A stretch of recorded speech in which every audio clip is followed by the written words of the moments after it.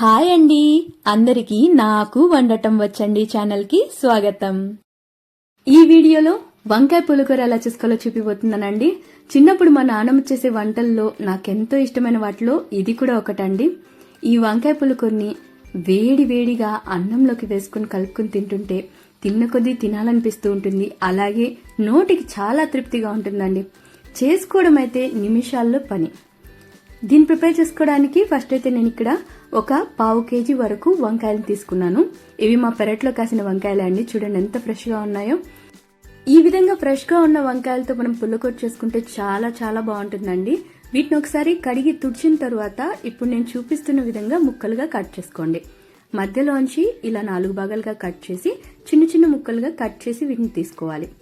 ఇలా మనం అన్ని వంకాయల్ని కట్ చేసుకున్న తర్వాత వీటిని ఉప్పు వేసిన వాటర్లో కనుక వేసుకున్నట్టయితే అవి చేదెక్కకుండా కలర్ చేంజ్ అవ్వకుండా ఉంటాయి. తర్వాత ప్యాన్ లోకి ఒక 2-3 టేబుల్ స్పూన్ల ఆయిల్ యాడ్ చేసుకుని ఆయిల్ కాస్త వేడైన తర్వాత పావు టేబుల్ స్పూన్ మెంతులు, హాఫ్ టేబుల్ స్పూన్ వరకు జీలకర్ర, అలాగే 1 టేబుల్ స్పూన్ ధనియాల్ని యాడ్ చేసుకోవాలి. ఈ పుల్లకూరలో ఎనిపిన తర్వాత కూడా ధనియాలు కాస్త తగులుతూ ఉంటాయండి. అది నచ్చని వాళ్ళు 1 టేబుల్ స్పూన్ వరకు ధనియాల పొడిని కూర ఉడికేటప్పుడు యాడ్ చేసుకోండి. తరువాత ఒక 7-8 ఎండుమిరపకాయలని వేసేసుకోవాలి. ఇక్కడ ఎండుమిరపకాయల క్వాంటిటీ అనేది మీ కారానికి సరిపడా తీసుకోండి. తరువాత వీటన్నిటిని ఈ విధంగా కంప్లీట్ గా ఫ్రై అవ్వనివ్వాలి. ఇలా ఫ్రై అయిన తరువాత పొట్టు తీసిన 10-12 వెల్లుల్లిపాయ రెబ్బలు, ఒక పెద్ద సైజు ఉల్లిపాయ, 4 టమాటాలని ఇలా పెద్ద పెద్ద ముక్కలుగా కట్ చేసి వేసేసుకోండి. వీటితో పాటే మనం ముందుగా వంకాయల్ని కట్ చేసి ఉప్పు వేసిన వాటర్లో నానబెట్టుకున్నాం కదండి. వాటర్ అంతా కూడా వంచేసి వంకాయల్ని మాత్రం యాడ్ చేసుకోవాలి. తరువాత వీటన్నిటిని కలుపుకుంటూ ఒక 4-5 నిమిషాల వరకు ఉడికించుకోవాలండి. ఈ విధంగా మనం ఫ్రై చేసుకుంటూ ఉన్నట్లయితే చూడండి వంకాయలు అయితే కలర్ చేంజ్ అయిపోయింది. అలాగే టమాటాల పైన ఉన్న చర్మం అయితే ఊడొచ్చేస్తుందండి. ఈ విధంగా ఉడికిన తరువాత ఇందులోకి మనం రుచికి సరిపడా ఉప్పు, అలాగే 1 టీ స్పూన్ వరకు పసుపుని యాడ్ చేసుకోవాలి. వీటితో పాటే ముందుగా నానబెట్టుకున్న ఒక పెద్ద నిమ్మపండు సైజ్ అంతా చింతపండుని యాడ్ చేసేసుకోవాలండి. చింతపండు నానబెట్టిన వాటర్ని కూడా పోసేసుకోండి. తరువాత వీటిని మనం ఒక 2-3 సార్లు కలిపి ఇందులోకి తగినన్ని వాటర్ని యాడ్ చేసుకోవాలి. చక్కగా వంకాయ మరియు టమాటా ముక్కలు ఉడికేంతలాగా వాటర్ యాడ్ చేసుకుంటే సరిపోతుందండి.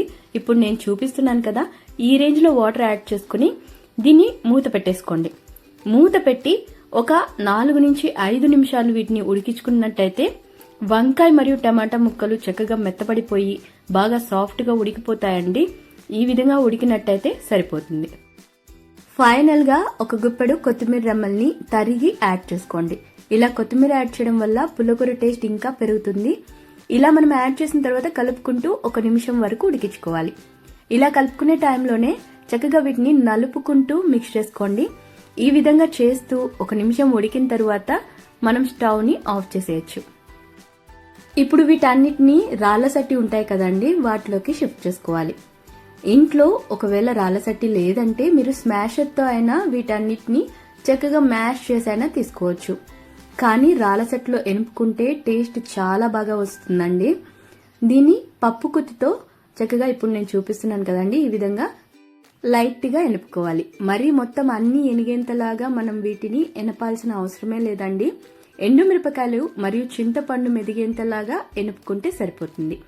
వంకాయ మరియు టమాటా ముక్కలైతే కాస్త ఇప్పుడు నేను చూపిస్తున్న విధంగా లైట్ కనిపిస్తూనే ఉండాలండి. ఈ విధంగా చేసుకుంటేనే పుల్లకూర తినేటప్పుడు చాలా బాగుంటుంది. మరీ మెత్తగా ఎనిపేసుకున్నట్టయితే అంత టేస్ట్ అయితే ఉండదండి.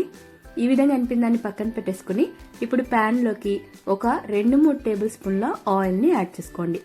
ఆయిల్ వేడైన తర్వాత 1 టేబుల్ స్పూన్ పోపు దినుసులు వేసి చక్కగా చిట్టుపట్లాడి రంగు మారేంత వరకు ఫ్రై అవ్వనివ్వండి. ఈ విధంగా ఫ్రై అయిన తరువాత ఇందులోకి కొన్ని కరివేపాకు రెమ్మలు, అలాగే ఒక పావు టీ స్పూన్ ఇంగువని యాడ్ చేసుకోండి.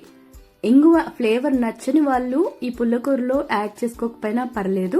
ఇలా యాడ్ చేసుకున్న తర్వాత కలిపేసి మనం ముందుగా సట్టిలో ఎనిపి పెట్టుకున్న పుల్లకూరని యాడ్ చేసేసుకోండి. అలాగే సట్టి కడగ్గా కాస్త వాటర్ ఉంటుంది కదా, అది కూడా యాడ్ చేసేసుకుని కలుపుకుంటూ మరో 1 నిమిషం అండి లైట్ గా ఇలా బబుల్స్ రావడం స్టార్ట్ అయ్యేంత వరకు ఉడికించుకున్నట్లయితే సరిపోతుంది. తర్వాత స్టవ్ ఆఫ్ చేసేసేయండి. ఎంతో టేస్టీగా పుల్లకూర అయితే రెడీ అయిపోయిందండి. ఈ వంకాయ పుల్లకూరని అన్నంతోనే కాదు మన రాగి సంగటితో పాటు తిన్నా చాలా బాగుంటుంది. అలాగే ఇడ్లీ దోశ వాటికి కూడా కాంబినేషన్ గా తినేయచ్చండి. మీరు ఈ రెసిపీని తప్పకుండా ట్రై చేయండి. ట్రై చేసి ఎలా ఉందో మర్చిపోకుండా కామెంట్స్ ద్వారా నాకు తెలియచేయండి. వీడియో కనుక నచ్చినట్టయితే లైక్, షేర్ ఇంకా కామెంట్ చేసేయండి. అలాగే తప్పకుండా సబ్స్క్రైబ్ చేసుకున్నట్టయితే సబ్స్క్రైబ్ కూడా చేసేసుకోండి.